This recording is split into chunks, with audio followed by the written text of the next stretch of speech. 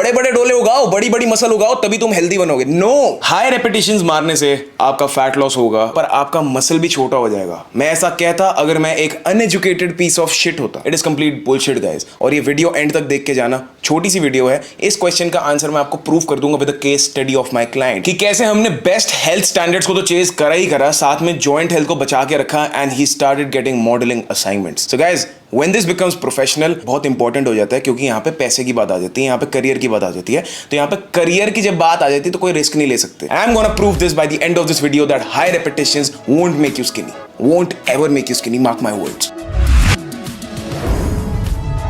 सबसे पहले आपको दो वर्ड्स का ध्यान रखना है, एक्टिन एंड मायोसिन। अब एक्टिन और मायोसिन है क्या? एक्टिन और मायोसिन ये दो कॉन्ट्रैक्टाइल एलिमेंट्स होते हैं मसल के अंदर। आपके स्क्रीन पर मैं डायग्राम डाल दूंगा, जूम करते जाएंगे करते जाएंगे करते जाएंगे करते जाएंगे तो ये विंडो जो खुल जाती है, यहाँ पे आप ये जेड लाइंस देख रहे हो, इसके बारे में हमने कोई बात नहीं करनी। हमने एक्टिन और मायोसिन को समझना है कि एक्चुअली में क्या है। ये एक्चुअली में वो एलिमेंट्स हैं जो एक मसल को मूव करवाते हैं। सो फॉर एग्जाम्पल, आपकी जो स्क्रीन पर डायग्राम आ रहा है कि अगर ये इस डिजाइन में है, ठीक है, अब ये वाली जो उंगली है ये है एक्टिन और ये वाली उंगली जो है ये है मायोसिन। तो जब मैं अपनी मसल को कॉन्ट्रैक्ट करना चाहूंगा तो यहाँ पे क्या होगा, सबसे पहले ये लोग आपस में इंटरलॉक हो जाएंगे and then they will come closer to each other. So जब ये क्लोजर आ गए इसका मतलब है मसल कॉन्ट्रैक्टेड स्टेट में अभी। अब जब वो एलोंगेट होगी तो ये दूर चले जाएंगे, पर इसका मतलब ये नहीं है कि वो इंटरलॉकिंग जो है वो हट जाएगी। इंटरलॉक तो हो गए जैसे ही मसल की मूवमेंट स्टार्ट हुई, पर वो यहाँ पे पास आए एंड यहाँ से दूर गए। This is contraction and elongation. अब आपको ये समझने की जरूरत है कि अगर मसल को बचा के रखना है तो आपको हाई थ्रेशोल्ड मोटर यूनिट्स को स्टिमुलेट करना है। इसका मतलब है मोटर यूनिट्स क्या होते हैं? मोटर यूनिट्स वो एलिमेंट्स होते हैं, वो नर्व्स होती हैं जो न्यूरॉन्स जो सिग्नल्स भेजते हैं ब्रेन से, ताकि आपका एक्टिन और मायोसिन स्टार्ट हो जाए मूव होना और आपकी मसल कॉन्ट्रैक्ट और एलोंगेट होनी स्टार्ट हो, जिसकी वजह से आपकी मसल या तो ग्रो करती है, उसमें हाइपरट्रोफी होती है, या फिर वो उतनी ही रहती है और वो लूज नहीं होती। सो आपको ये समझने की जरूरत है कि आपको अपनी बॉडी में अगर मसल को रिटेन करके रखना है, ग्रोथ की बात मैं यहां पर कर ही नहीं रहा, ठीक है, अगर आपको रिटेन करके रखना है ना तो आपको सिर्फ ये एक्टिन और मायोसिन को मूव करवाना है, इंटरलॉक करके आपस में पास दूर ये मूव करवाना है। अगर ये मूव करते रहेंगे बॉडी को सिग्नल जाएगा, ब्रेन को सिग्नल जाएगा that we need muscle mass, तो इसीलिए वो मसल सेल्स को नहीं करेगा छोटा। सबसे पहली बात है कि मसल मास लूज नहीं होता कभी भी, मसल सेल्स जो है वो छोटे हो जाते हैं। तो अगर आप वेट ट्रेनिंग करनी छोड़ भी दो ना, आपके मसल सेल्स जो है वो हो सकता है टेम्परेरीली डिफ्लेट हो जाए, क्योंकि वो वहां से पानी छोड़ेंगे, पर वो परमानेंटली अपनी स्ट्रेंथ लूज नहीं करेंगे। And there is a term known as muscle memory. Muscle memory का मतलब क्या होता है कि मसल सेल के अंदर भी एक अपना दिमाग होता है। सिंपल भाषा में ये समझो कि हर एक मसल का एक अपना दिमाग होता है, जिसकी वजह से जैसे ही उसको उतना स्टिमुलस मिलना स्टार्ट होता है जितना उसको पहले मिल रहा था, तो वो सुपर कॉम्पनसेशन प्रिंसिपल की वजह से 100% की जगह 110 से 120% तक भी ग्लाइकोजन को अट्रैक्ट कर लेती है, जिसकी वजह से आपकी और अच्छी ग्रोथ होगी। सो कॉम्प्लिकेशंस को साइड रखो, ये समझो कि अगर आप 3 हफ्ते तक भी जिम छोड़ ही देते हो ना, मैं हाई रेपिटेशंस की तो बात ही नहीं कर रहा, कि आपने अपनी मसल को ओवरलोड या टेंशन दी ही नहीं, तो आपकी मसल सिर्फ और सिर्फ पानी छोड़ेगी और 3 हफ्ते के बाद उसका परमानेंट स्ट्रेंथ लॉस होना शुरू होगा। और हो सकता है कि आप अगर 3 महीने 4 महीने तक आपने वेट ट्रेनिंग करी नहीं तो आप स्किनी हो जाओ, बट द मोमेंट उसके बाद अपनी मसल को स्टिमुलस देना स्टार्ट करोगे, यू विल सी ट्रेमेंडस ग्रोथ, क्योंकि मसल मेमोरी वहां पे होगी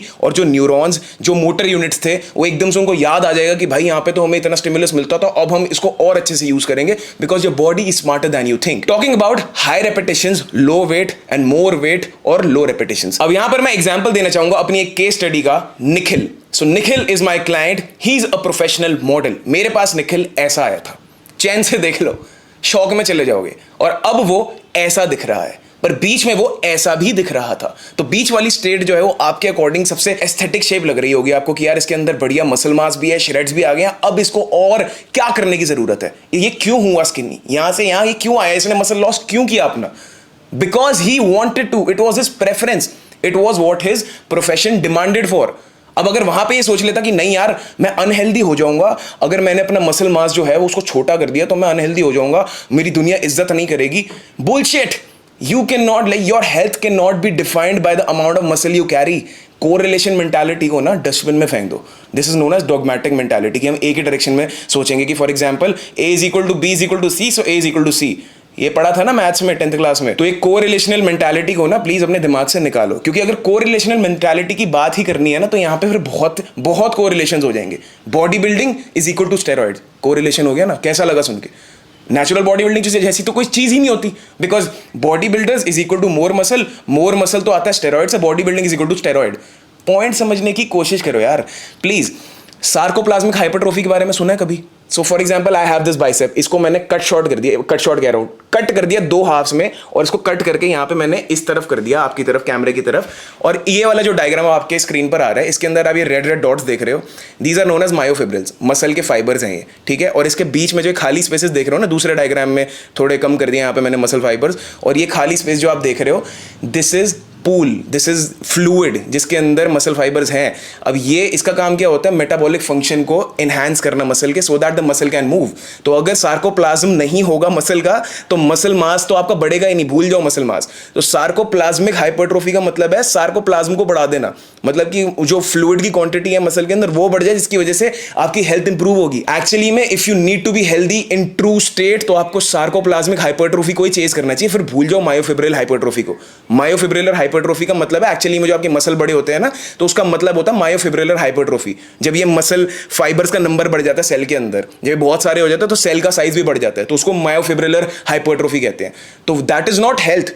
हो सकता है कि आप एक बड़े मसल वाले बंदे को देखो, चाहे वो नेचुरल भी हो, मैं यहाँ पे स्टेरॉइडल बॉडी बिल्डिंग की बात ही नहीं कर रहा, चाहे वो नेचुरल भी हो सकता है कि बड़े मसल वाला बंदा भी अनहेल्दी हो, पर सार्कोप्लाज्मिक हाइपरट्रोफी जिसकी हुई होगी ना, जिसका सार्कोप्लाज्म हेल्दी होगा, उसका मेटाबॉलिक फंक्शन भी अच्छा होगा, and sarcoplasmic hypertrophy can easily B attend without heavy loads. तो अगर आप हाई रेपिटेशन वर्कआउट कर रहे हो, you can and up having sarcoplasmic hypertrophy which is even better guys, mark my words. तो इसीलिए अगर हम यहाँ पे मसल लॉस की भी बात कर लेते हैं, अब अगर आप हाई रेपिटेशन वर्कआउट कर रहे हो, आप लो कार्ब फेज पे हो, आपका प्रोफेशन डिमांड करता है, आपको पर्सनल प्रेफरेंस है कि मुझे कार्ब्स नहीं खाने हैं, मुझे श्रेडेड होना है, मेरे को स्किनी होना है, मेरे को होना है भाई, मेरे को मसल चाहिए ही नहीं बड़ी, मेरे को फास्टर होना है, मोर एजाइल होना है, मुझे अपने स्पोर्ट में बेटर होना है, मुझे बीच बॉडी चाहिए, मुझे बड़ी मसल चाहिए ही नहीं, वेल एंड गुड। जो भी बंदे सोशल मीडिया पे ये मैसेज फैला रहे हैं कि भाई अगर तुम्हें स्किनी होना है और तुम्हें बड़ी मसल नहीं चाहिए तो तुम पागल हो, एक्चुअली में तुम पागल हो, एक्चुअली में तुम्हें पता ही नहीं है, एक्चुअली में तुम अनएजुकेटेड हो। Let me put this to your face कि जो अनएजुकेटेड बंदे वही कहेंगे कि बड़े बड़े डोले उगाओ, बड़ी बड़ी मसल उगाओ, तभी तुम हेल्दी बनोगे। No, you become healthy by the way you live, by stimulating your high threshold motor units in any fashion that you want to. High threshold motor units तब stimulate होते हैं जब आप कोई challenging activity करते हो. Now that activity can be low load activity, high endurance activity also. तो इसीलिए अगर आप high repetition workout कर रहे हो अपने fat loss पे, अगर आप एक general बंदे भी हो, मार्क माई वर्ड्स भाई, टेंशन फ्री रहो, करते रहो अगर आपको मजा आ रहा है। इनफैक्ट आपके डीप फैट लॉस फेजेस में जहां पे आपके कार्ब्स बहुत कम होते हैं, योर टेंडेंस और आपके बोन्स और आपके जॉइंट्स जो हैं उसको बचा के रखेगा ये चीज।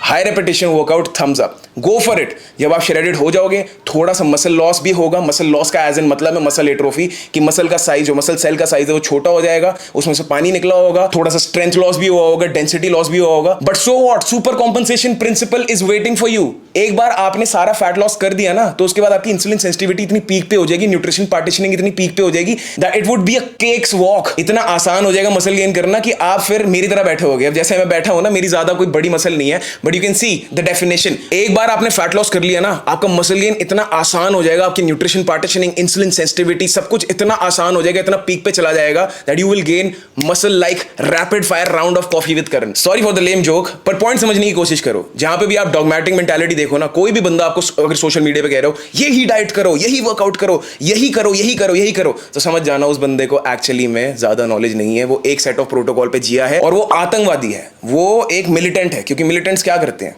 वो सिर्फ आपको एक डोगमैटिक मेंटालिटी समझाते, ब्रेन वॉश करते हैं, ताकि जब तक आपका ब्रेन वॉश ना हो जाए तब तक हम बोलते रहेंगे यही सही है, यही सही है, यही सही है। नहीं, सब कुछ सही है भाई। Whatever you want to, just educate yourself on that. जो करने का मन है ना, रिसर्च पेपर्स पढ़ो, हर चीज सही है। This is the beauty of fitness. Fitness is freedom. अब मैं चलता हूँ, I'll see you in my next video. अगर आपके पास और भी कोई मिथ है, नीचे कमेंट बॉक्स में डाल दो। मैं तो बैठा हूँ यहाँ पे मिथ्स बस्ट करने के लिए, देखता हूँ कौन रोकता है मुझे। Because when Ekansh Taneja talks, he talks with credible evidences. मैंने माइक की तरफ क्यों कर दिया? इसका नाम एकांश तनेजा तो नहीं है, इसका नाम तो रोड है। हाँ चलो मैं चलता हूँ। Okay bye guys, I love you all.